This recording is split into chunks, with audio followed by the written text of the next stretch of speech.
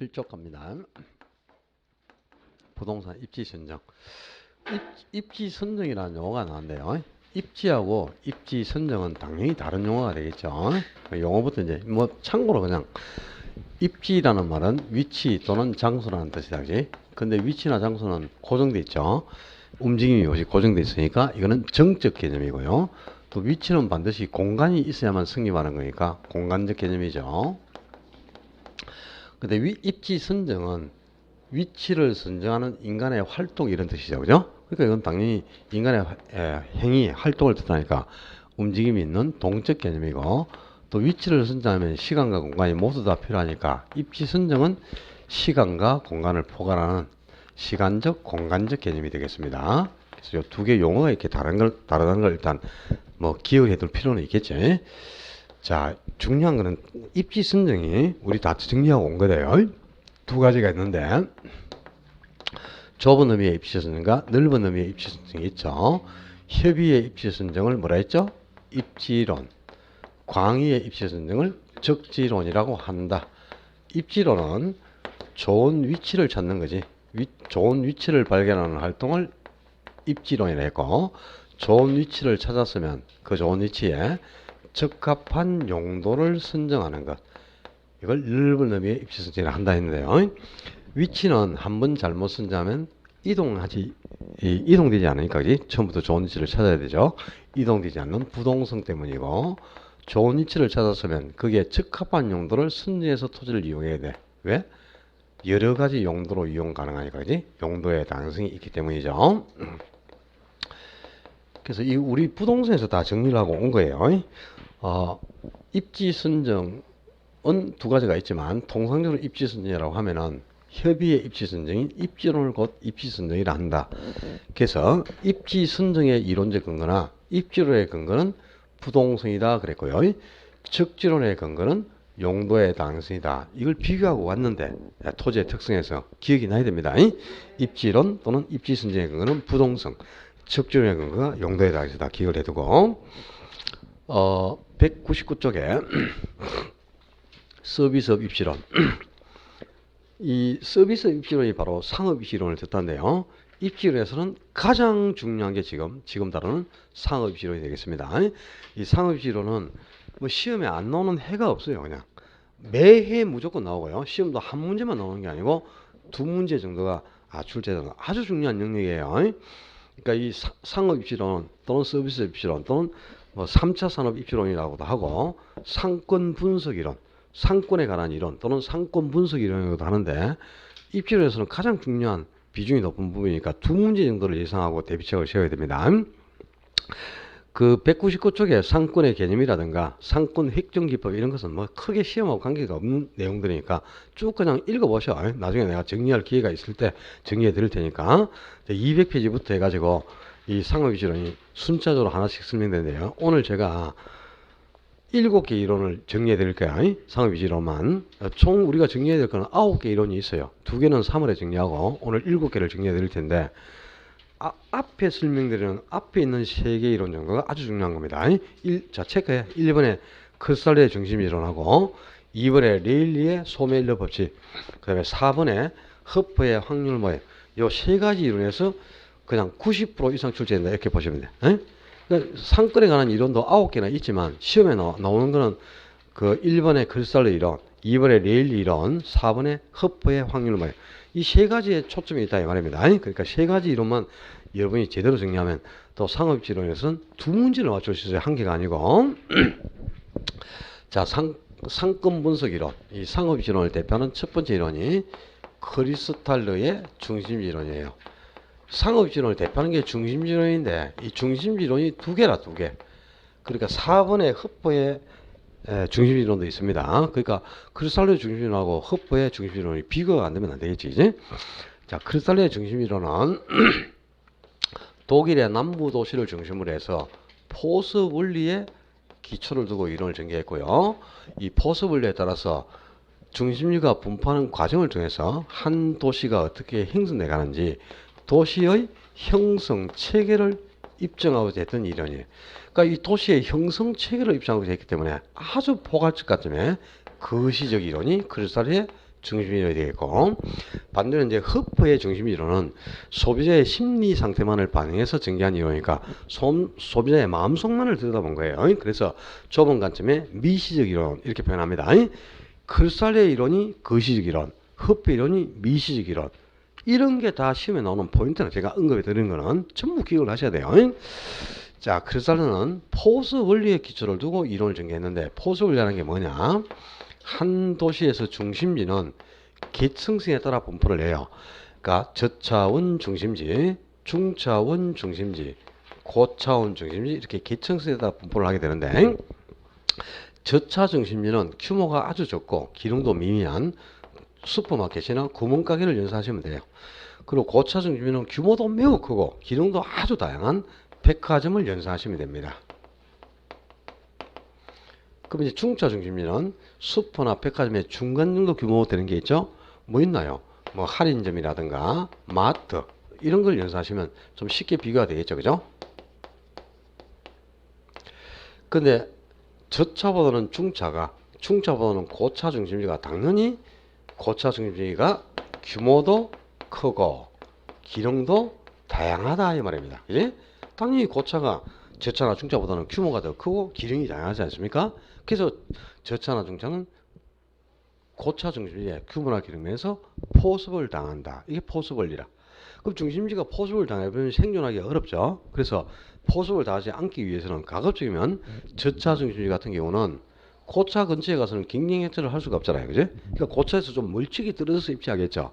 이러면서 중심지가 그 입지하는 중심지 분포도에 따라서 한 도시가 어떻게 형성돼 가더라 이 말이야. 이렇게 중심지 분포도에 따라 도시가 어떻게 형성돼 가는지 이 도시의 형성 체계, 형성 과정을 입증하고자 했던 아주 포괄적인 거시적 관점의 이론이 크루살의 중심지 이론인데요. 한 도시에서 중심지가 성립하기 위해서는 자, 중요합니다. 중심지의 성립 조건. 재화의 도달 범위가 반드시 최소 요구치보다 더 커야 한다 그 말입니다. 그러니까 재화의 도달 범위가 최소 요구보다 크다면 중심지가 성립하는데, 반대로 최소 요구치가 더 크면 중심지는 성립할 수가 없어요. 왜 그런가 하니까 이 최소 요구치는 중심지가 기능을 유지하고 존립하기 위해서 최소한으로 필요한 고객 수를 최소 요구치라는 말이에요. 예를 들면 여기에 그죠? 여기에 랜드 3고시와 그런 중심지가 있죠. 그럼 이 중심지가 기능을 유지하고 존립하기 위해서는 1년에 최소 100명 정도의 소비자가 찾아와서 등록을 해야 된다. 그럼 이 100명이 최소 요구치가 되는 거죠. 중심지가 기능을 유지하고 존립하기 위해서 최소한으로 필요한 고객 수라는 뜻이에요. 그런데 재화에 도달 보면은 중심지까지 소비자가 이동해 올 수 있는 최대한의 범위, 그걸 재화의 도달 범위라는 말이야. 그러니까 이 랜드산 고시하는 중심지에 1년간 최대한 소비자가 찾아와서 등록을 한다면 300명까지 등록을 할 수 있다. 그럼 이 300명이 재화의 도달 범위가 되는 거예요. 근데 여러분이 한번 생각해봐. 1년에 최소 100명이 찾아서 등록을 해야 기능을 유지해 갈 수 있는데, 최대한 찾아와서 등록을 해도 50명밖에 등록을 안 한다면 기능을 유지할 수가 없고 존립이 불가능한 거죠. 그러니까 반드시 최소 요구치보다는 재화 도달범위가 더 커야 중심지가 성립하게 되는 거죠. 그죠? 바뀌면 안 돼요. 최소 요구치 5글자, 재화의 도달범위 7글자. 글자 수가 많은 게 커야 한다. 잊어버리면 안 되는 거예요. 중요한 거라고. 그러면 이 크루살의 중심지론은 내용 자체는 어려운 게 전혀 없고 아주 쉽습니다. 자, 오른쪽 페이지 비업 지문에 보면 박스 속에 중심지론의 내용이 요약되어 있죠. A, B, C, D부터 순차적으로 설명드릴 테니까요.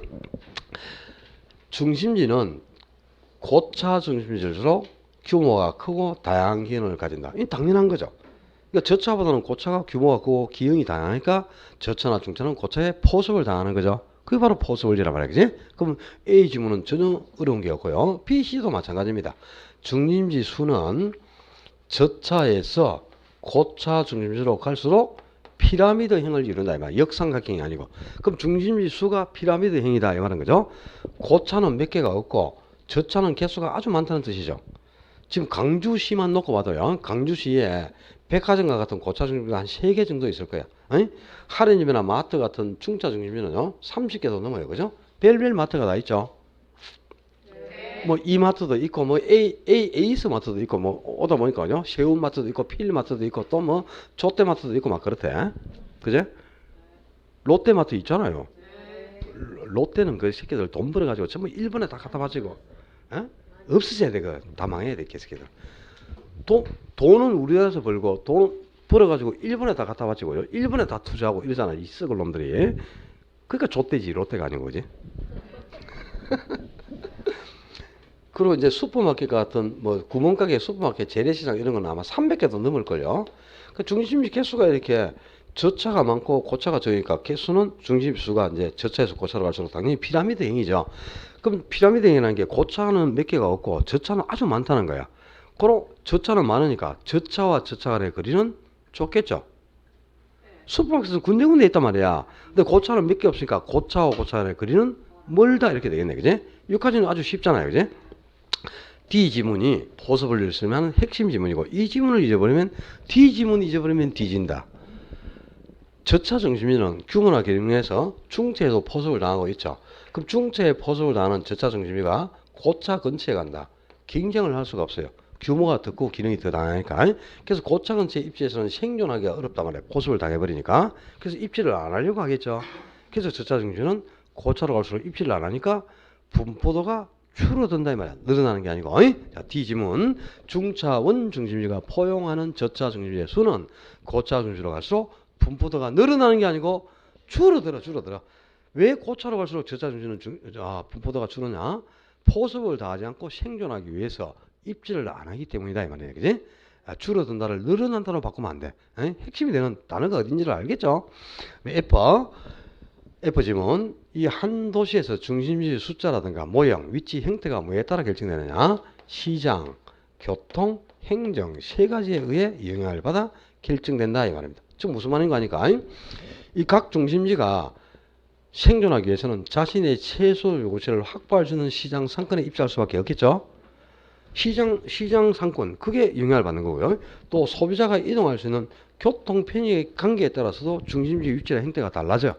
그리고 또 한 도시의 행정계획에 따라서도 중심지의 숫자라든가 위치가 다르게 결정되는 거예요. 예를 들면은 백화점과 같은 고차 중심지는 공업지역에 입지할 수가 없지.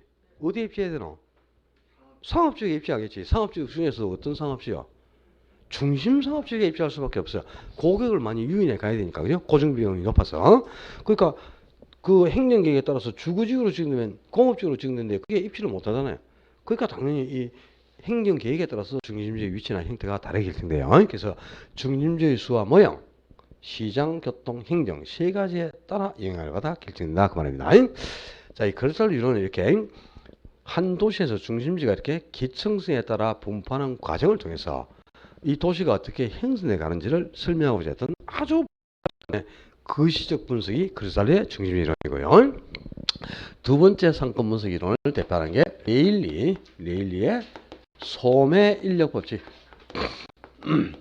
소매 인력 법칙에 인력이라는 용어가 들어가 있네, 그지? 인력이라는 말은 끌어다니는 힘 이런 뜻이죠. 끌어다니는 힘. 그러니까 뉴턴의 만유 인력 법칙을 응용해 가지고 두 중심지 간에 소비자를 얼마나 끌어가서 상권의 경계가 어느 정도 결정되는가 이걸 입증한 게 소매 인력 법칙인데요.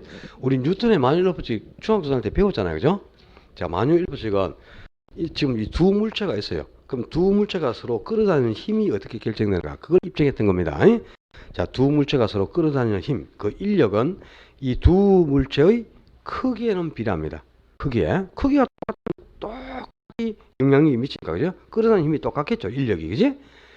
그리고 두 물체의 크기에 비례, 그리고 두 물체 간의 거리의 제곱에 반비례한다. 이게 만유인력 법칙이에요. 그걸 응용해가지고 지금 경쟁하고 있는 중심지가 두 개가 있어. A하고 B 중심지가 서로 경쟁하고 있는 중심지입니다. 근데 이 경쟁하고 있는 중심지가 점포일 수도 있고요. 도시일 수도 있어요. 예를 들면 광주시와 나주시 경쟁하고 있는 도시죠. 또 부산시와 울산시 경쟁 도시 아닙니까? 이제 또 이 경쟁하고 있는 중심지가 점포일 수도 있다 이 말이야. 근데 이 중심지 간의 소비자를 얼마나 해서 상권의 경계점이 어느 정도 지점에 결정되는가 이걸 입증했는데 지금 A하고 B 중심지의 크기가 똑같으면 소비자를 각각 반씩 끌어가겠죠. 영향력이 똑같으니까 인력이. 그럼 경계는 딱 중앙에서 결정되는 거야. 그렇겠죠? 근데 크기가 다르다면 중앙이 될 수가 없어요. A 중심지가 B 중심보다 2배 정도가 더 커요. 2배. 2배가 크면 상권의 경계는 중앙이 될 수가 없겠죠. 왜냐?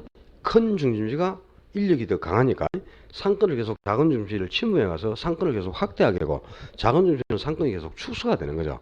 그럼 중심지 간의 경계가 큰 쪽에 가까이 결정돼 있어, 작은 쪽에 가까이 결정돼 있어. 작은 쪽. 큰 점포가 계속 상권을 확대하니까 작은 중심지에 조금 가까운 지점, 요 지점이 경계점으로 결정이 되는 거예요. 근데 이 큰 점포와 작은 점포의 상권 비율이 몇 대 몇이 되느냐? A보다 B가 2배가 크죠. 그럼 요 배수만큼 루트를 씌우면 돼. 2배가 크니까 루트 2대 1 비율이 된다 이 말이야. 만약에 A가 3배가 크다. 루트 3대 1. 4배가 크면 루트 4대 1이 되는 거야.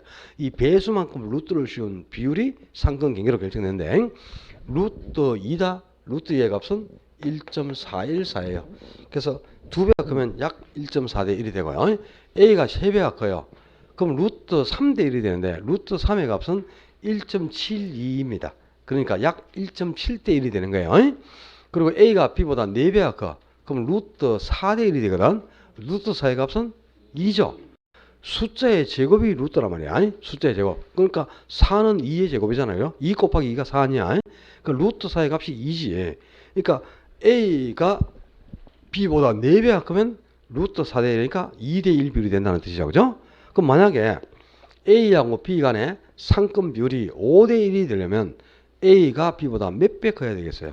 5대 1이 되려면 25배가 커야지. 5의 제곱이 얼마나? 5 곱하기 5가 25 아니야. 그럼 루트 25가 5 아닙니까? 이제 숫자의 제곱이 루트라니까. 그러니까 25 그러면 25는 5의 제곱이잖아. 5 곱하기 5. 그러니까 5배가 되려면 25배, 상권이 5대 1로 5대 1 비율이 되려면 25배가 커야 된다는 거죠. 그죠? 만약에 4대 1 비율이 되면 4 곱하기 4니까 16배가 커야 되는 거야. 3대 1이 되려면 3 곱하기 3이면 얼마? 루트 9. 그러면 9배가 커야 된다는 거죠. 그죠? 오케이? 이렇게 배수만큼 루트를 씌워라. 이게 상권 비율이 되는데 왜 그러면 이 2배면 루트 2대 1, 1.4대 1 비율이 되냐? 이게 인력 법칙 때문에 그렇다면 인력 법칙. 인력 법칙은 아까 뉴턴의 만유인력 법칙은 두 물체가 끌어다니는 힘이 두 물체의 크기에는 뭐한다? 비례한다 그랬죠. 근데 이게 중심지가 만약에 점포라면 점포의 크기를 결정하는 게 뭐죠? 면적이죠. 면적. 그리고 경쟁하고 있는 중심지가 도시라면 도시의 크기를 결정하는 건 뭐지?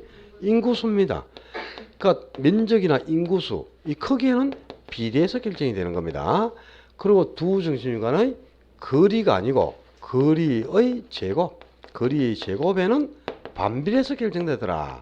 그래서 이걸 도식화 시켜서 수식으로 풀어보니까 이 비율이 나온다 이 말입니다. 그러니까 레일리는 경쟁하고 있는 두 중심지 간의 상권의 경계가 어느 정도 지점에서 결정되는가를 소음의 인력 법칙, 뉴턴의 만유 인력 법칙을 응용해서 입증하였다 이 말입니다.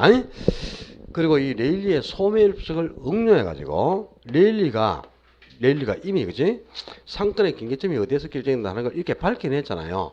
근데 왜 이런 비율이 나오는가?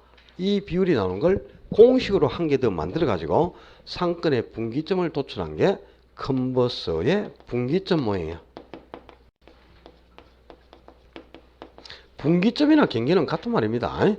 근데 이 분기점을 어떻게 계산해냈느냐? 상권의 분기점은 A에서 B까지의 전체 거리를 A에서 B까지 전체 거리를 1 플러스 루트 큰 점포의 규모를 작은 점포의 규모로 나눈가. 이게 이제 상권의 경계로 결정되는데요. 분기점으로. 이 공식에 대입을 해서 풀어보면은 이 답이 딱 나오게 돼 있어요. 왜 그래? 이 답이 나오는 걸 이렇게 공식으로 만들어낸 거란 말이에요. 그지? 요 답이 나온다는 걸 이렇게 공식화 시킨 게 분기점 모형이라.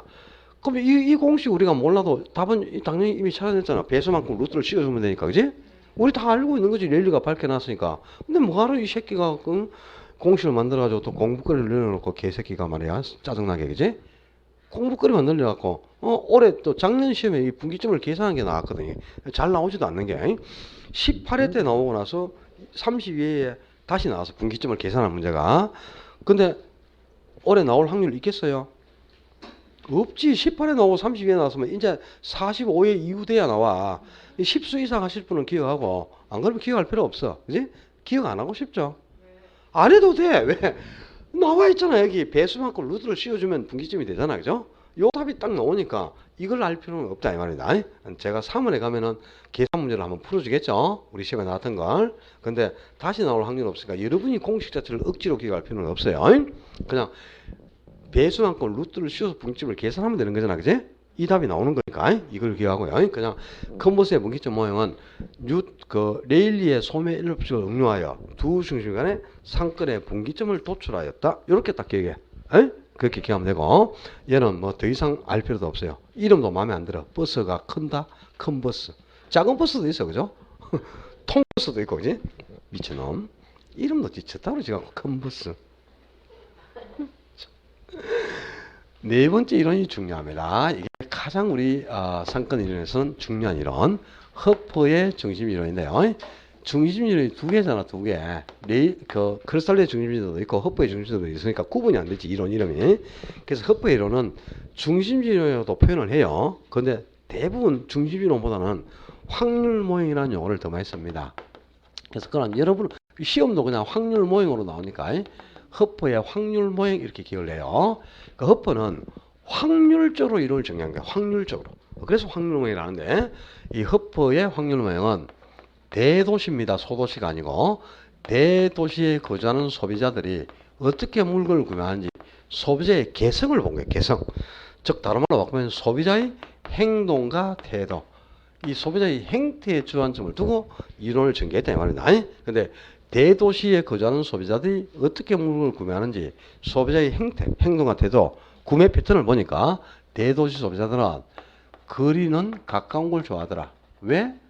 가까우면 편리하잖아 일단. 그리고 또 교통 비용을 절감할 수 있잖아요. 그죠? 그래서 첫째는 가까운 점포를 좋아하고, 두 번째 규모는, 점포의 규모는 클수록 선호하는 경향이 높다 이 말이다. 그 점포의 규모가 크면 클수록 다양한 기능을 지원하고 있기 때문에 저차나 중차에서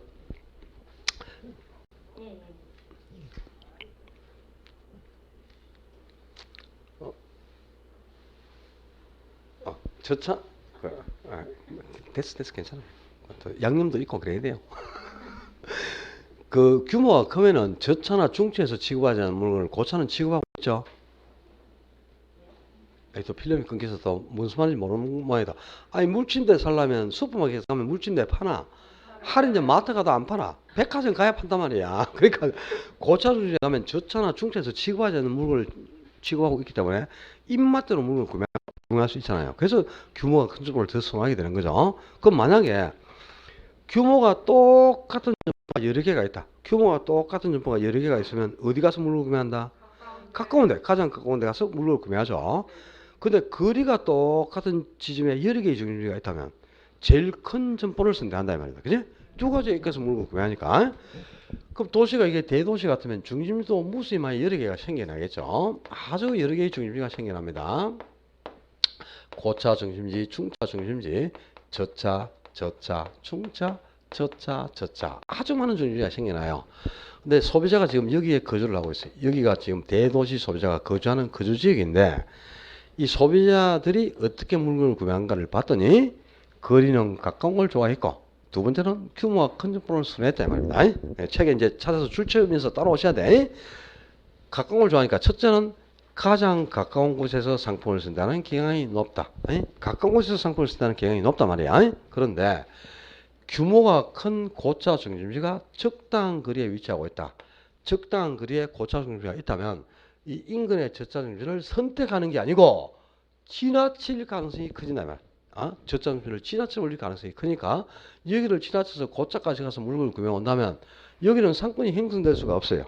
그래서 여기도 공통적으로 하나의 상권이 형성되려면 이 소비자의 소득 수준이 어느 정도가 되느냐, 또 소비자가 어떤 물건을 좋아하느냐, 소비자의 기호가 어떻게 되느냐, 또 소비자가 이동할 수 있는 교통 편의 관계가 어떻게 되는가, 이런 것들을 참작해서 이 소비자들이 원하는 선택된 상품을 여기도 취급하라. 그러면 이런 데 가서 물건을 구매하니까 공통적이도 한 개의 상권이 형성된다. 이게 바로 허브의 이론이다. 줄 쳤죠? 두 가지의 입계수 구하니까 첫째는 가장 가까운 곳에서 상품을 쓴다는 경향이 높다. 근데 적당한 거리에 고차 중지가 있다면 이 인근에 있는 저차 중지를 지나칠 가능성이 크므로 여기가 하나의 상권으로 형성되려면 소비자의 소득이나 기호 등을 참작해서 소비자가 원하는 상품을 취급하라. 그래야 하나의 상권이 형성된다. 이게 바로 허브의 확률 모형이에요. 그 허브에 따르면 중심지의 크기가 좀 적더라도 소비자를 끌어갈 수 있어. 그리고 또 중심지가 좀 멀리 떨어지더라도 규모가 크다면 역시 소비자를 끌어갈 수 있다는 거예요. 그럼 이 각각의 중심지가 소비자를 얼마나 끌어가는가? 소비자를 몇 명 정도 끌어오는가? 고객 유인 규모, 즉 시장 점유율, 이게 어떻게 계산되느냐? 자, 이 레일리나 컨버서, 허프의 이론은 모두 뉴턴의 만유인력법칙을 응용한 거예요. 근데 만유인력법칙은 중심지의 크기에는 비례하고 거리 제곱에 반비례한다 그랬거든. 근데 이걸 이제 공식으로 만들잖아요. 공식으로 만들면 비례하는 게 분자에 가고 반비례하는 게 분모에 갑니다. 그래서 공식을 만들면 중심지의 크기를 거리적으로 나눈 거. 이게 바로 고객 유인 규모가 되는 거예요. 중심지의 크기를 거리의 제곱으로 나눠주면 이게 바로 고객을 끌어가는 힘, 고객 유인력이 계산되는데 이 허프의 확률모에서 고객 유인력을 계산하는 이 문제는 거의 매년 한 문제 나와요. 10년간 8문제가 나와서 계산 문제로. 그냥 늘 한 문제가 나오는 거야. 근데 작년에만 이게 나왔어요. 계산 문제로. 그럼 올해는 무조건 이거 나와요. 그냥 고객 유인 규모 계산하는 거 반드시 나옵니다. 시험에 나올 걸 알고도 안 풀고 그죠? 찍고 나온다. 말이 안 되겠지. 나오는 문제가 딱 정해진 계산 문제가 있다고. 그거는 반드시 연습해서 풀어야 되겠죠. 우리 계산 문제가 작년에도 10문제 나왔지만 올해도 한 10개는 나올 거예요. 근데 10개를 여러분이 다 풀 수가 없어. 제가 계산 문제 나오는 걸 다 여러분에게 설명을 드립니다. 근데 풀어줄 때요. 이 문제는 풀면 안 된다. 버려라 하는 게 있어요. 3개 정도는 버려야 돼. 푸는 순간 재수야. 그냥 한 문제 푸는데 3분 이상 간다고. 그런 건 안 푸는 게 좋겠죠. 버릴 걸 골라줘야 내가. 골라주는데 이거는 반드시 풀어야 됩니다. 안 풀면 안 돼. 그러니까 연습을 해야 돼. 자, 228쪽 가요. 228쪽. 잠깐 뒤에서 좀 갔다가 오자. 228쪽에 우리 시험에 나왔던 기출 문제들이 수록됐는데 거기 12번 문제, 13번 문제, 11번 문제 전부 다 허브의 확률모에 따라서 이 고객 유인 규모를 계산하는 문제예요. 근데 11번이나 13번 같은 경우는 조금 어려워요. 여기서 한 단위 좀 성숙한 난이도가 조금 높은 거. 12번이 좀 쉬워. 12번이 쉬운데 자, 그 문제를 한번 보면 이렇다. 지금 여기에 C 도시가 있어요. C 도시가 있는데 C 도시의 인구가 30만이라. 근데 인구 30만인 C 도시가 있는데 이 C 도시로부터 할인점이 두 개가 있습니다. A 할인점과 B 할인점 두 개의 할인점이 있는데 A 할인점의 규모는 5,000제곱미터, B 할인점의 규모는 아주 커요. 2만 제곱미터고 A 할인까지 C 도시로부터 A 할인까지는 10km가 떨어져 있고 B 할인점까지는 20km가 떨어져 있다. 근데 단서에 보면은 이 C 도시에 있는 인구 30만 중에 60%가 A나 B 할인점을 이용한다고 가정한다 그랬어. 그럼 30만 중에 60%니까 18만 명이 A 아니면 B 할인점에서 물건을 구매한다는 뜻이에요. 그런데 이 중에 18만 중에 몇 명이 B 할인점에서 구매를 하겠냐? B 할인점을 이용할 인구수를 구하라 이 말이에요. 그죠? 이게 바로 고객 유인 규모를 구하는 요 문제입니다. 주목 이제. 자, 교재에 있는 해설대로 풀면 안 돼요. 책에 있는 해설대로 풀고 그러지 말고 내가 설명한 대로 풀어. 제가 책을 쓸 때는 그죠? 제가 쓴 책이지만 이 책을 여러분만 사용하는 게 아니잖아요. 전국의 모든 수험생이 다 살 수 있죠.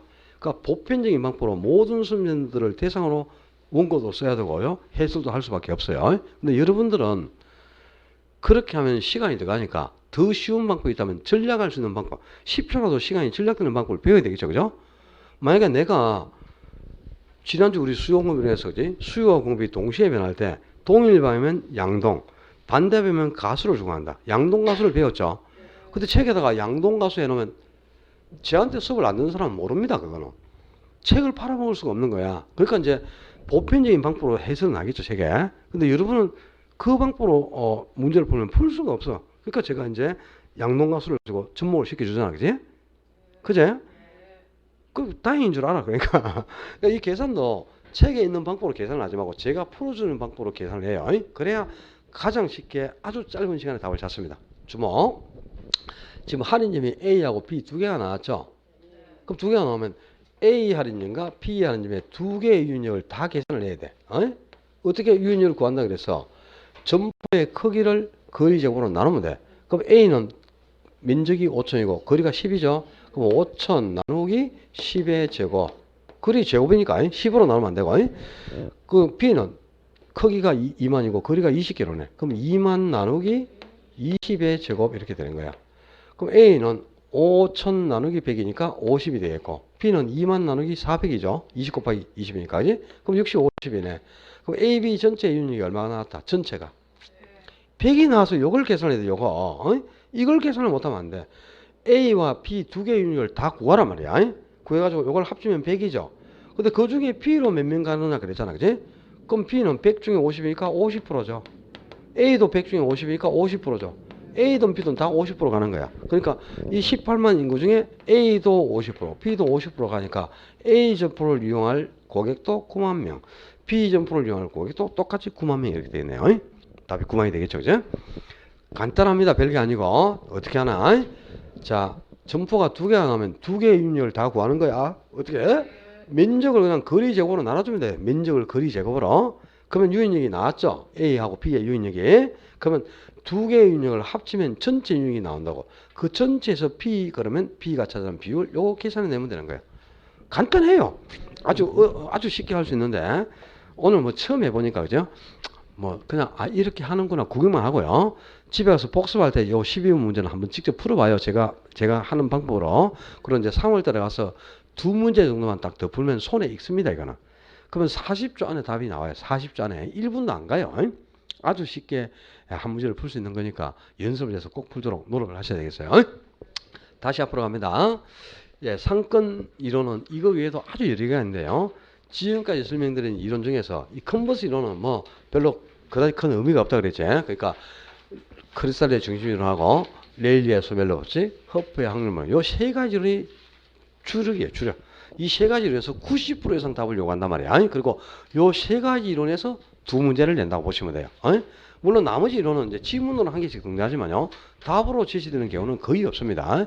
지금까지 설명드린 요 세 가지 이론이 초점이고 다섯 번째 이론 넬슨의 소매 입지 이론. 자, 도매 입지가 아니고 뭐라 그랬노? 소매 입지라는 소매 입지. 그러니까 조그마한 규모가 적은 소매 상점이 입지할 때는 8가지 원칙을 지켜서 입지를 해야 매출을 확보하고 생존할 수 있다. 소매 점포가 입지할 때 지켜야 될 8가지 원칙을 제시했어요. 그래서 소매 입지론 또는 점포 입지 8원칙이라고 합니다.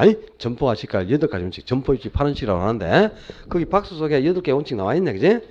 양립성, 고객의 중간 요인, 그리고 경합성의 최소화, 집중 흡입력, 현재 지역 후보로서의 적합 지전, 상거래 지역 후보로서의 적합 지전, 잠재적 발전성, 경합성의 최소화, 용지 경제학. 이 뭐 다 무슨 용어야, 이 뭐 용어가. 참 몰라도 상관없어요. 근데 우리 시험이 객관식 시험이자 주관식이 아니고 그러면 이럴 수가 있겠죠. 넬슨의 소매 입지 8원칙에 해당하지 않는 것은 이렇게 나올 수 있죠. 그럼 답이 딱 정해져 있어요. 경합성의 최소화를 경합성의 최대화 이렇게 고쳐서 나옵니다. 소매 상점은 경합이 이루어지면 안 돼. 경쟁을 회피하라 이 말이야. 그래야 생존이 가능한 거야. 서로 물어뜯고 경쟁하면 다 죽어요. 그래서 경합을 회피하라. 경쟁을 피하라는 거죠. 그걸 경합성의 최소화라는데 경합성의 최대화 이렇게 고치면 안 돼. 그 한 개 알아놓고 그 8개의 원칙 중에 그래도 소매 상점에게 가장 중요한 게 있어요.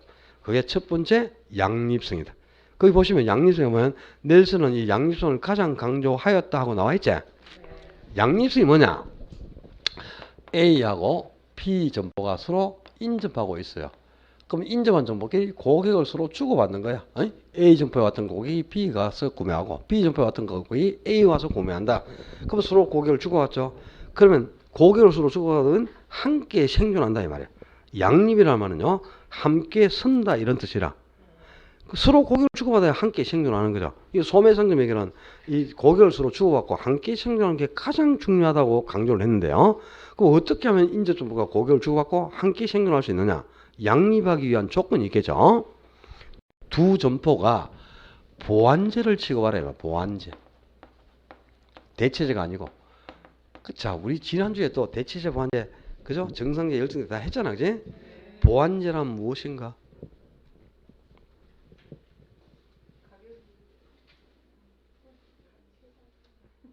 들었죠? 그거예요. 그렇습니다. 바늘과 실. 바늘과 실은 뭐 함께 써야 되잖아요. 함께 사용하는 두 재화 이렇게 딱 나와야 돼. 대체제는 대신 사용하는 두 재화. 만족도가 비슷하니까 이것 대신 저거 대신 쓸 수 있는 두 재화를 대체제. 서로 따로 쓰면 의미가 없고 함께 사용해야 더 큰 만족을 주는 두 재화. 함께 사용하는 두 재화를 보완제를 한단 말이야. 바늘과 실, 커피와 프림, 그죠? 샤프와 샤프심, 소주와 소주. 가야 돼 빨리. 빨리 그만하고 가자. 함께 사용하는 게 두 재가 보완제 아닙니까? 그럼 무슨 말이냐? A 점포가 커피를 취급하는 점포면 B 점포는 프림을 팔아라 이 말이야. 그럼 커피 사러 왔다가 프림 사러 가죠. 또 프림 사러 왔다가 커피 사러도 가겠죠. 함께 사용해야 되니까 이게 보완제잖아, 그지? 이렇게 보완제를 취급하는 점포가 근접했을 때 고객을 서로 주고받고 함께 생존한다. 이게 바로 양립성이네요. 넬슨이 소배 점포에 있어서 가장 중요하다고 강조한 게 양립성이다. 이거는 기억을 해놔야 되겠네. 그리고 오른쪽 페이지로 가서 이제 6번째 후보의 입지 효과의 시간 법칙.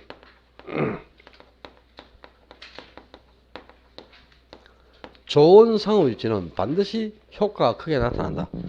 입지 효과가 크게 나타난다는 말이 뭘까요? 수익을 크게 안겨다 준다는 뜻이죠. 수익이 크게 발생한다는 뜻이라. 근데 위치가 좋으면 당연히 수익이 크게 발생해서 효과가 나타나겠죠.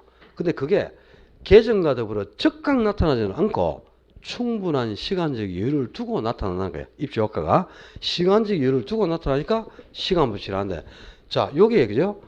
지금 여기에 대로가 있어요. 대로가 있고 이 대로를 통해서 요 안쪽으로 들어가면 골목길이 있어. 또 일로 또 들어가면 또 여기 골목길이 또 있어. 근데 점포가 지금 여기에 위치하고 있는 거하고 유동인구가 아주 많은 요 대로변에 위치하고 있는 거하고 뭐가 좋아? 여기에 위치가 더 좋지. 그럼 여기가 좋은 위치니까 당연히 주유소가 이 도로변에 있는 거하고 요 안쪽으로 들어가 있는 거하고 말이 안 되겠죠, 그지? 그 위치가 좋으면 효과가 커서 수익이 크게 발생해요. 그런데 그게 오픈 시점부터 당장 수익이 크게 발생하는 게 아니다 이 말이야. 계정가로 즉각 나타나지 않고 시간적 여유를 두고 나타나는 거예요.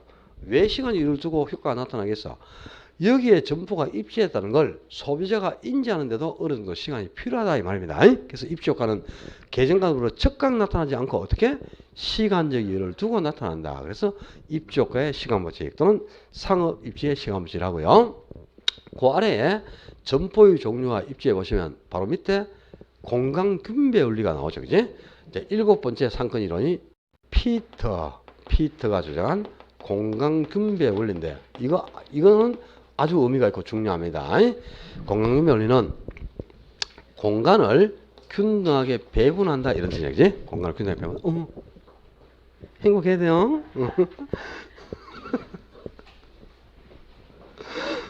공간을 균등하게 배분한다 그런 뜻인데 무슨 의미냐 이런 뜻이다. 여기에 지금 하나의 상권이 있어. 한 개의 상권이 있는데 이 상권에 소비자가 균등하게 분포하고 있다고 가정을 합니다. 이 상권에 소비자가 균등하게 분포하고 있다고 가정을 해. 근데 지금 이 상권의 중앙 정도 지점이 여기야, 그지? 여기가 중앙 정도 지점이죠. 근데 이 상권에 이미 기존 점포가 딱 한 개 입지를 하고 있어. 갑이라는 기존 점포가 지금 이 상권에 입지하고 있단 말이야. 근데 새로운 점포가 이 상권에 입지한다면 어느 정도 지점에 입지하는 게 유리한가? 그걸 분석한 게 공간균배 원리예요. 근데 새로운 점포는 무조건 기존 점포보다 중앙에 조금이라도 더 가까이 입지하는 게 유리하다는 거예요. 왜 중앙에 가까이 입지할 수 유리하냐면 소비자들은 한 개의 상권을 놓고 외곽 쪽으로 모이는 것보다는 중앙으로 모이는 습성이 강해요. 그러니까 소비자가 중앙지향형 성격을 지니고 있기 때문에 중앙의 점포가 조금이라도 가까이 있다면 소비자를 더 많이 유인해 갈 수 있다는 거죠. 그래서 이제 새 점포가 중앙에 더 가까이 입지하겠죠. 그래서 을이라는 새 점포가 중앙에 더 가까이 입지를 해버려요. 그러면 소비자들이 을 쪽으로 확 쏠려가 버리니까 갑의 상권이 이미 차단이 된 겁니다.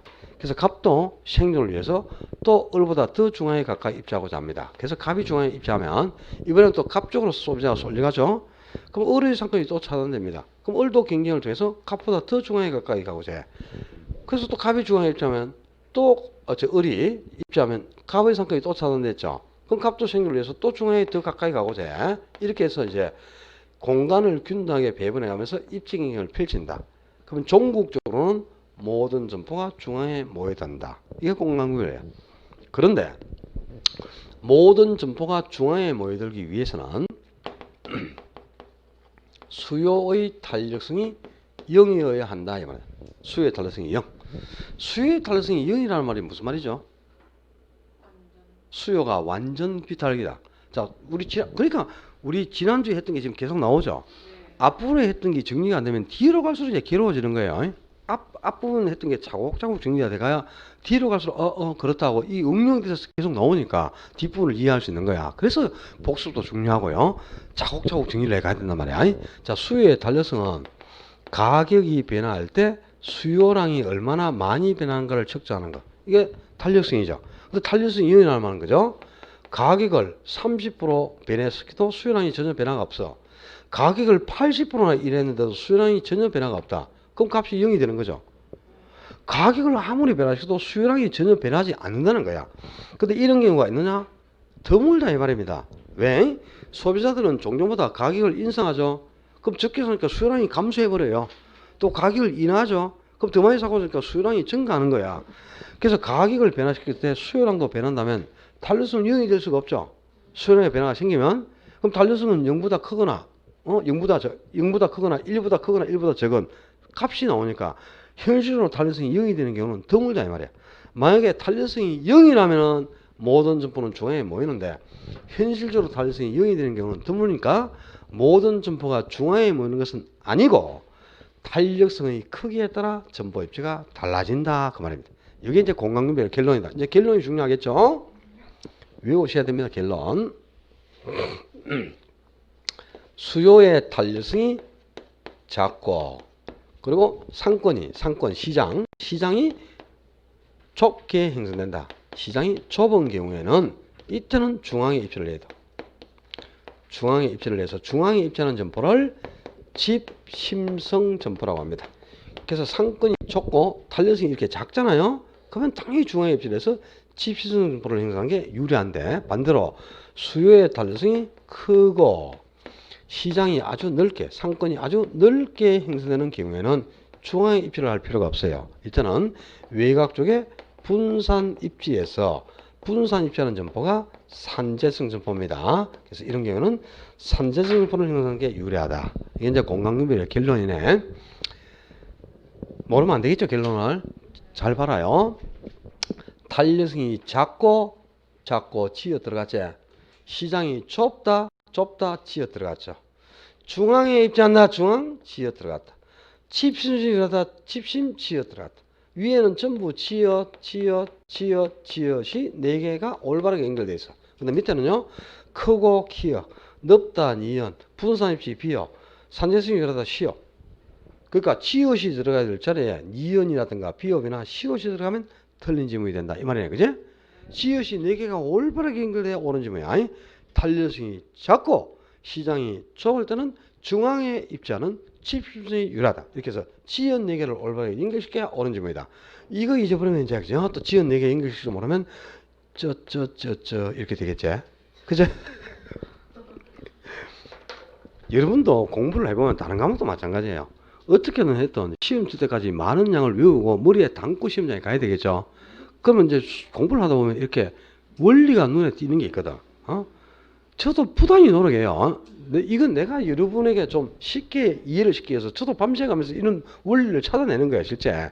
근데 여러분도 이런 걸 한번 연구를 해봐요. 공부할 때 그죠? 어떻게 하면 이걸 오래 머리에 담고 외울까? 이래가지고 재밌는 문장도 한번 만들어보고 중년처럼 고통스러워요. 계속 자고와 정량 만들어보는 거야. 그래 한 번 딱 기억하면 안 빠져나갈 정도로 이런 문장도 만들고 그런 게 이제 사고를 확장하면서 그죠? 공부를 잘해가는 비결이 되는 거예요. 단순 무식하게 그냥 받아들이는 게 아니고 여러분 스스로 좀 오래 기억할 수 있는 방법을 한번 찾아보는 거야. 두 문자를 따서 무리까지도 만들고 이렇게 해보고 원리를 발견하는데 노력을 한번 해봐요. 그럼 공간규밀에 따르면은 자 점포가 중앙에 입자는 집심성 점포도 있고 또 외곽에 분산 입자에서 흩어지는 산재성 점포도 있고 또 뭐 한 장소에 모여드는 집재성 점포도 있고 국부적 집중성 점포라는 것도 있고 점포가 4개의 유형이 나타납니다. 자, 이 유형별 점포를 구분하는 것도 중요해. 이것도 당연히 기억해야 되는데 집심성 이만한 상권의 제고 심장부에 입자하는 점포에 말이야. 상권을 우리가 배우지라고 하거든요. 배우지의 중심부에 입자한다. 즉 상권의 최고 요지에 입자하는 점포들, 상권의 최고 핵심 심장부에 입자하는 점포들이 주로 어떤 것들입니까? 고가품이겠죠. 고가품 그죠? 그러니까 백화점, 그다음에 대형 서점이라든가 기금속점, 고급 음식점, 그리고 또 뭐 있노? 극장, 영화관 같은 것도 상권의 최고 요지에 입자하죠. 그죠? 이런 것들이 대부분 상권의 최고 심장부에 입자하는 집심성 점포에 해당하는 거고요. 그리고 산재성, 산재가 뭐야? 흩어진다 이 말이야. 이것들은 흩어져야 유리한 거야. 모이는 게 아니고. 왜? 외곽에 쭉쭉 분산해서 흩어져서 분산 입자에 유리한데 규모가 적고 영시하기 때문에 그래요. 그래서 주로 이제 동네 상권에 입자하는 점포들 있잖아. 그죠? 목욕탕, 세탁소, 미장원, 이발소 이런 게 있거든요. 전부 산재성입니다. 그리고 규모가 적고 영시한 것, 잡화점, 어물점, 과자점 이런 것들이 다 흩어져야 유리한 산재성포에 해당하고 집재성, 광주 사람들 집재성 모르면 이제 시험장에 가면 안 돼. 동종 업종이 한 장소에 모이는 점포를 집재성이라고 하거든. 같은 업종끼리 한 장소에 모여있는 거. 이 동네에 전부 뭐 있어? 공구상가밖에 없죠. 공구점, 기계점이 가장 대표적인 집재성이에요. 또 광주도 아마 가구 골목에 형성되어 있을걸요. 어느 동네에 가도 가구점은 다 모여 있습니다. 가장 대표적인 집재성이 가구점이나 기계점, 공구상이에요. 이 공구의 거리에 있으면서도 공구상이 집재성이라는 걸 모른다. 간첩이지 그러면. 그죠? 그리고 금융기관도 다 한 장소에 모이고 관공서도 대부분 한 장소에 모입니다. 그러니까 이제 그 법원 앞에 가면 법무사 사무실하고 변호사 사무실밖에 없어요. 세무서 앞에 가면 세무사 사무실하고 회계사 사무실밖에 없죠. 이런 관공서도 다 한 장소에 모여 있는 거야. 그리고 국민은행 옆에요 신한은행 있고 신한은행 옆에 하나은행 있고 하나은행 옆에 농협 있고 은행들도 다 모입니다. 금융기관이나 보험회사 이런 것들 전부 한 장소에 모이는 대표적인 집재성입니다. 그리고 이제 국부적 집중성은 같은 업종이 국부적인 중심지에 모이는 점포인데 국부적인 중심지가 뭐냐? 농촌이나 어촌사의 상권을 의미해. 농어촌사의 상권. 그 우리 바닷가에 가면 뭐 있어요? 그물 팔고 낚싯대 파는 어구점 있죠. 그리고 농촌사에 가면은 호미 팔고 납 팔고 곡괭이 팔고 그거 뭐야? 농기구점. 그죠? 또 비료 파는 비료상, 농약 파는 농약점, 무시 배추씨 파는 가게가 뭐야? 종묘상, 씨앗 직업점. 이런 것들이 다 농어촌사의 상권에 입자하는 국부적 집중성 점포에 해당합니다. 그러니까 그 사례를 가지고죠. 백화점은 집심성, 목욕탕이나 세탁소는 산재성, 가구점이나 공구점은 집재성, 농기구점이나 농약점, 비료상은 국부적 집중성. 이런 것들을 구분하셔야 돼요. 사례를 가지고. 그리고 소비자의 구매 간섭에 따라서 또 점포를 편의품,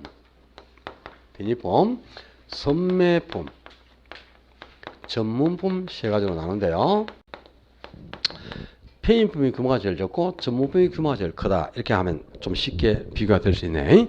이 편의품은 주로 일용품이나 소모성이 심한 일용품이라든가 생활 필수품을 취급하는 점포를 편의품이라고 하는 거예요. 그러니까 이제 우리가 소모성이 심한 조금씩 자주 사야 되는 게 있죠. 뭐 두루마리 휴지라든가 물티슈 이런 게 있잖아요. 이런 거라든가 또 야채, 과일, 채소, 생선, 맥주, 우유, 요구르트, 담배, 뭐 컵라면 이런 일용품이나 생활 필수품을 취급하는 점포가 편의품이에요. 근데 주로 이제 일용품이나 생활 필수품을 누가 구매합니까? 대부분이 주부죠. 그러니까 이 편의품의 가장 큰 특징은 주부 고객이 대부분이다. 이게 제일 중요한 특징이에요. 고객의 대부분이 주부로 구성됐다. 이걸 기억해야 돼. 그래서 고객의 대부분이 주부니까 주부가 통행하는 길목에 대부분 점포가 입지해요. 그럼 도보로 걸어서 보통 한 10분 정도 거리에 올 수 있는 그런 데 상점이 많고 통작 거리 1km 이내. 그러니까 이제 주부들이 주로 거주하는 공간에서 1000m 이내의 가게가 입주하는 그런 특성들이 강합니다. 주부 고객을 대상으로 하니까. 근데 이것들은 조금씩 자주 구매를 해야 되죠. 1년 동안 먹을 시금치를 한꺼번에 사가지고 냉장고에 채워놓고 먹는 사람이 있나? 조금씩 자주 사야지, 그지? 생선도 2마리 사서 구워 먹고, 그지? 그리고 내일 또 사든지 해야 되는 거지, 그지? 뭐 1년치 뭐 고등어 사가지고 뭐 하루에 1마리씩 구워 먹는 사람 그런 분도 있겠죠, 물론, 그죠? 조금씩 이건 자주 사야 돼. 왜? 소모성도 심한 데다가 상하잖아요. 야채나 과일, 채소 이런 거는, 그지? 그러니까 조금씩 자주 산다. 그러니까 구매 빈도는 어떻다? 매우 높죠. 구매 빈도는 높은데 이게 대부분 이제 저가품들이죠. 생활 필수품이, 그지? 그러니까 마진율은 적다. 이윤율이 떨어지는 이런 특성을 보이는 점포가 편의품이 되어 있고요. 편의품 그러면 일용품이나 생활 필수품을 제공하는 주부 고객이 대부분을 구성한다. 여기 이제 또 올라야 돼. 이런 게 선매품은 선별해서 매매하는 상품 이런 뜻이죠. 선별해서 매매한다는 말이 뭘까요? 고객이 일일이 가격이나 품질, 스타일 등을 비교한 후에 구매한다 이 말이에요. 비교 후. 비교한 다음 구매하니까 선별해서 매매한다는 거죠. 에? 그러니까 가장 대표적인 이제 선매품 그러면 부인복 의상을 예를 들 수 있어요. 부인복 의상. 이 부인복 의상이라는 게 뭐죠? 양양점이에요. 양양점. 양양점인데 우리 양양점이 그죠? 여러 개가 이렇게 집중되어 있습니다. 보통 우리 저 대구에 우리 서문시장이라고 있어요. 그래도 우리나라의 손가락 안에 들어가는 아주 큰 시장이죠, 그지? 서문시장 안 가보셨죠? 한번 와, 내 모시다 드릴게. 강주에도 양동시장 있죠. 양동시장도 크죠. 대구의 서문시장은 1지구부터 5지구까지 있거든요. 1지구 한 개가 양동시장 4-5배 정도 규모 됩니다. 그 정도 큽니다. 시장 규모가. 거기 한번 예전에 2지구에 불이 나가지고요. 2지구 한 개 지구가 다 타버렸어요. 재산 손실이 몇천억 갑니다. 그냥. 대부분 2지구는 이불 가게들밖에 없어요. 이불 가게. 커튼 이불 가게밖에 없는데 그거 한 불부터 놓으면 그 어떻게 겁니까, 그죠? 완전히 그냥 전체 한 지구가 그냥 다 소실됐죠. 그거 복구하는데 한 6-7년 걸렸나? 그 정도 이게 타격이 큽니다, 그죠? 근데 서문시장 앞에 보면 대신 지하상가가 있거든. 대신 지하상가. 근데 지하상가가 가나다 라이얼 4개 열이 있는데요. 한 열에 점포가 50개가 있어요. 근데 4개 열이니까 200개가 있죠. 그 200개 점포 중에 160개가 양양점입니다. 전국의 양양점을 다 모아놓은 것 같아요. 처음 하면 양양점이 그 뭐 여자 옷 파는 데니까 여자 마네킹 딱 해놓고 티 하나 딱 입혀갖고 몸빼 하나 붙여놓은 거 있잖아. 이거밖에 없어요. 지하상가에 온 동네에 그냥 양양점밖에 없다니까 신기하죠. 근데 우리 사모님이 양양점에 가서 티를 하나 사고 싶다고 첫 가게 갔잖아요. 근데 갔는데 마음에 좀 든다고 바로 계산해서 나오는 분 없습니다. 그죠?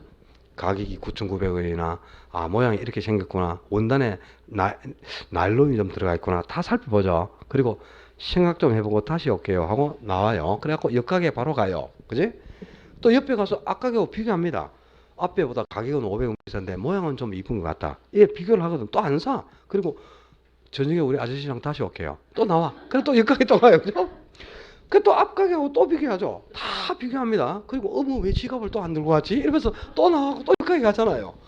온 동네를 하루 종일 비교하면서 다 돌아다니죠. 그리고 이제 최종적으로 딱 한 군데 가서 그지 뭐 비싼 것도 안 사나 6,000원짜리 몸빼 하나 사면서 일일이 가격, 품질, 스타일 등을 비교 후에 구매한다. 비교한 다음 구매하니까 선별해서 매매한다 이 말이야. 그래서 선매품이라는 한 거고요. 선매품은 요 용어가 바로 기계적으로 딱 스쳐가야 됩니다. 비교 후에 구매한다. 가격, 품질, 스타일 등을 비교 후 구매하는 점포. 그게 선매품이고 전문품은 유명상표를 취급하는 점포예요. 유명상표. 그러니까 유명상표니까 줄여서 이제 유표품이라고도 하는데 이게 유명상표니까 고급이죠. 고급자가 들어가는 건 전부 전문품이에요. 그러니까 고급 자동차, 고급 카메라, 고급 시계, 고급 향수, 고급 의류. 이 고급자가 들어가는 건 전부 전문품이죠. 그러니까 워낙 이제 유명하고 고급이니까 다 알죠. 딱 보는 순간 그죠? 아, 저 사람 좀 비싼 거 끌고 다니네 뭐 아우디 끌고 다닌다. 이러면 아유 참 그래 좀 있는 모양이다. 이거 여자가 티 입고 나왔는데 여기 골프채 하나 딱 그려져 있다. 아이고 저는 공개나 치러 다니는구나. 좀 사는 모양이네. 바람난 거는 아니겠지? 뭐 이러면서 그러니까 이제 이 마크를 보는 순간 다 알아준단 말이야. 그러니까 이제 우쭐댈 수 있다는 거죠. 그래서 고객이 특수한 매력을 찾고 잔다. 이 특수한 매력을 찾고 잔다는 게 우쭐댈 수 있다는 거예요. 그래서 아무리 멀리 떨어져 있어도 찾아가서 직접 구매해 오죠. 비싼 돈 주고요. 요 지문의 핵심. 구매를 위한 비용과 노력을 아끼지 않는다. 요 말이 핵심이에요. 구매를 위한 비용과 노력을 아끼지 않는다. 멀리 떨어져서 찾아가서 비싼 돈 주고 사온다는 거죠. 왜? 특수한 매력을 찾고 있어서 우쭐댈 수 있기 때문이다. 그런 점포가 이제 전문품인데 이거는 워낙 고가품이야. 뭐 요즘은 좀 그래도 가격이 많이 내려졌네, 그죠? 저도 공 좀 쳐본 적이 있어요. 근데 내가 이제 그 공치러 다니다가 안 간 이유가 골프채가 너무 내 키보다 크고 막 이래가지고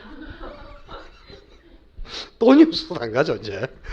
근데 예전에는 골프 한 세트에 보통 100몇십만 원 했잖아요, 그죠? 진짜 비쌉니다. 그럼 뭐 티 안 하고 이 여자 뭐 이게 치마인지 바지인지도 모르는 거 있잖아. 한 11, 2cm 되는 거죠. 보일 듯 말 듯한 거.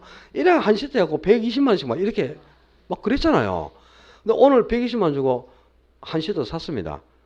언제 가야 됩니까? 다시 사러. 내일 또 가겠습니까? 23년 뒤에 가야 됩니다. 그렇죠? 그러니까 구매 빈도는 매우 낮다. 구매 빈도는 낮을 수밖에 없어요. 워낙 고가품이니까, 그지? 근데 워낙 금액이 크니까 한 개를 팔아도 수익은 크겠죠. 마진율은 높다. 이런 이제 특성을 보이는 점포가 전문품이 되겠네요. 유명 상표, 고급하고 또 구매를 위한 노력과 비용을 아끼지 않는다. 그게 이제 전문품의 핵심이 되겠고, 가격, 품질, 스타일 등을 비교 후 구매한다. 그러면 선매품, 그리고 일용품이나 생활 필수품을 지급하는 점포로 주부 고객이 대부분이다. 그러면 편의품. 여기 딱 떠올라야 돼요.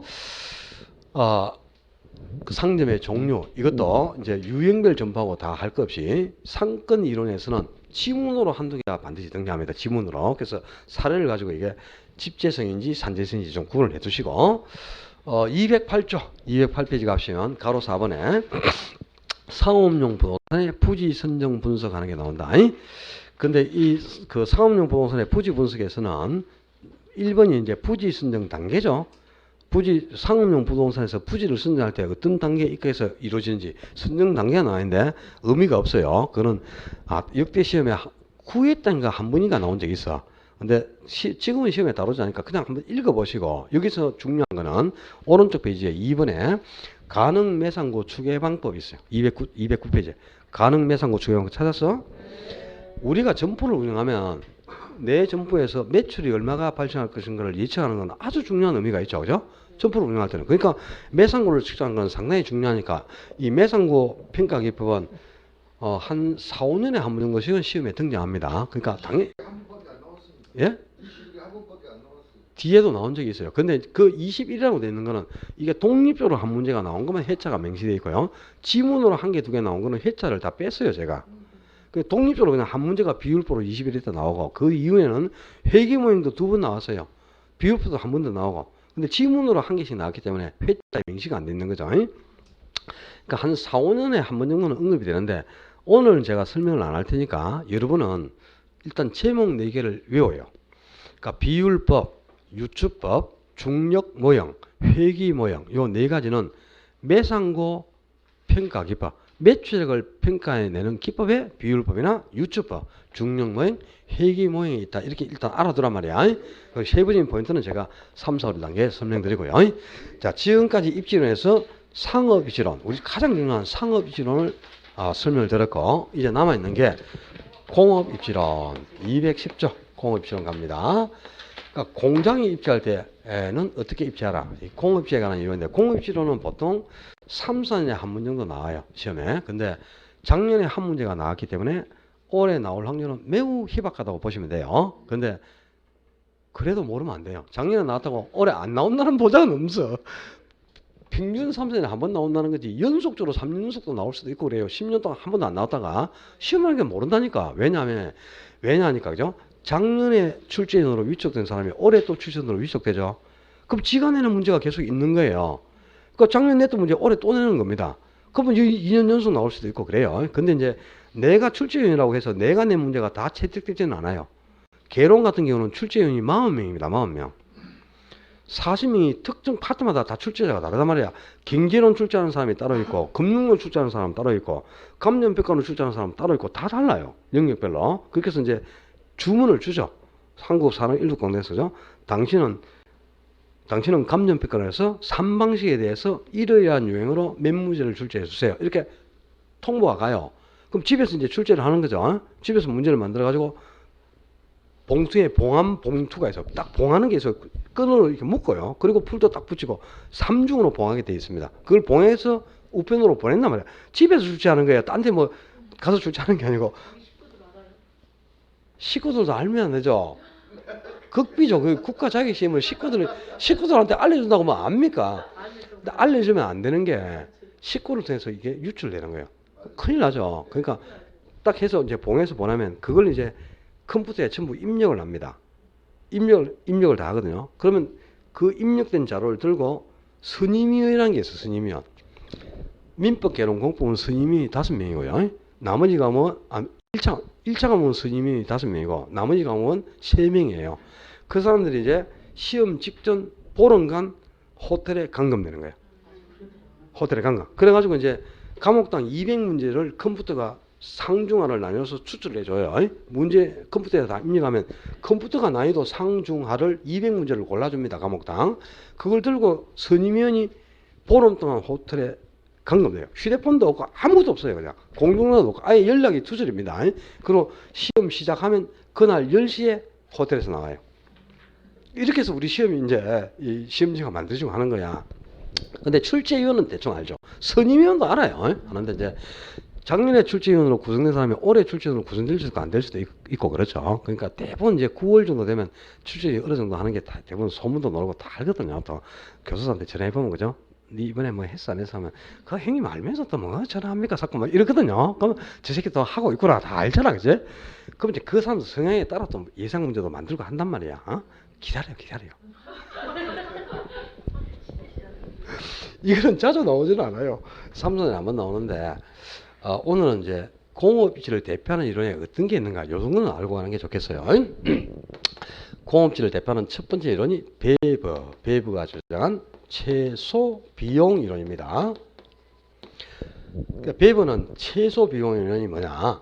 공장은 최소의 비용을 투입하는 지점에 입지를 해라. 그게 공업지는 가장 양호하다. 이게 최소 비용이었는데 공장에서 투입하는 비용은 여러 가지가 있어요. 그죠? 제품을 우리가 하나 생산을 하려면 생산비 투입해야 되겠죠. 그죠? 그리고 또 임금이 노동비도 지출해야 되죠.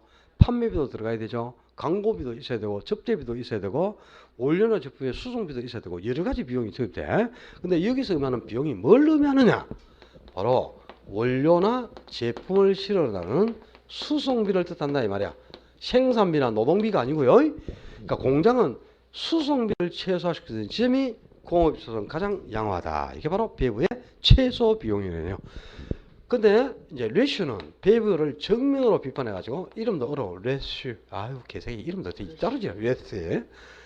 얘는 이제 공장이 물론 수송비를 절감해도 좋지만 제품을 생산하면 많이 판매를 해야만 수익을 크게 확보하게 되겠죠. 그래서 공장은 많이 팔 수 있는 최대의 수요가 창출될 지점이 가장 양호하다.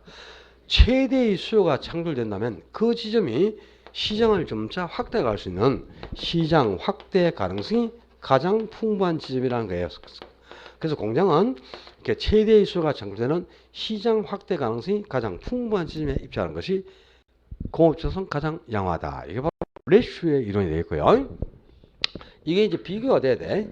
베버가 최소 비용 이론, 레슈가 최대 수요 이론이죠. 바뀌면 안 된단 말이야. 이걸 바꿔서 이름을 바꿔서 낸 적이 있단 말이야. 예전에. 이런 게 중요한 거야. 학자 이름하고 이론 이름은 반드시 매치를 시켜야 되죠. 베버에 비업 들어가죠. 비업. 최소 비용 이론이니까 비업이지. 레슈 시어 들어갔지. 최대 수요 그러니까 시어. 시어 비업. 어떻게 더 외워. 그리고 이제 참 별짓거리를 다 해주죠. 그냥 참 예? 부단히 놀아간다니까요. 제가요. 참 밥 먹으면서 생각해요. 밥 먹으면서 술 먹으면서도 생각하고 내일 설명할 걸 뭘 예를 들어서 해줘야 더 쉽게 이해할까. 자면서도 벌떡 일어나서 생각하고요. 응 하면서 생각하고 막 그래. 이제 베버하고 레슈 이론을 합친 게 다른 사람들은 아이샤드라든가 그린허시라든가 스미스 이런 학자들이 공통적으로 주장한 이론이 통합이론이에요. 그러니까 이 통합이론은 별게 아니고 이 앞에 두 사람 이론을 합친 겁니다.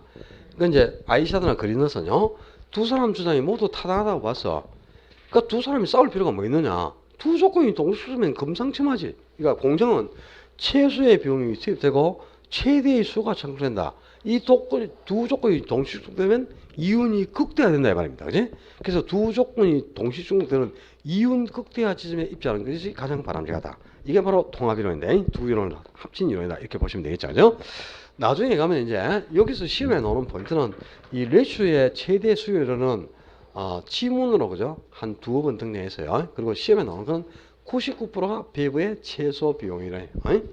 배부가 이 어떻게 수송비를 절감할 수 있는가를 설명하기 위해서 도입한 개념이 원료 지수라는 개념이거든. 이걸 가지고 이제 공장이 원료 지수의 개념을 가지고 공장이 원료 쪽에 가까이 할 때 수송비 절감이 되는지 시장 가까이 입찰할 때 수송비를 절감할 수 있는지를 설명했는데 그거는 이제 제가 다음 그 3설 과정에서 설명드리고요. 올해 시험에서는 이 배부의 최소 비용을 한 문제를 냈거든요. 박스 속에 지문 3개 넣습니다. 공업 입지는 원료나 제품의 수송비를 최소화시키는 집이 가장 바람직하다고 보았다. 이 원료나 제품의 수송비를 절감하기 위해서 원료 지수의 개념을 도입하였다. 요것만 나오면 이미 배부의 최소 비용이 바로 떠올라야지. 요 배부의 최소 비용 이걸 찾는 문제가 바로 한 문제로 나온 겁니다. 오늘 이제 3편의 시장론을 다 점검해 봤는데 여러분이 들어보시니까 지난주에 경제론 다룬 것보다는 조금 쉽고 좀 이거는 그다지 크게 뭐 공부 많이 안 해도 점수를 좀 딸 수 있을 것 같다 이런 느낌 안 옵니까? 저번 주에 수용업이론은 그래도 그죠? 네, 다 어렵죠, 사모님. 지난주 수요일은 제가 안 했기 때문에 난 몰라요. 저는 지난주 금요일날 왔어요.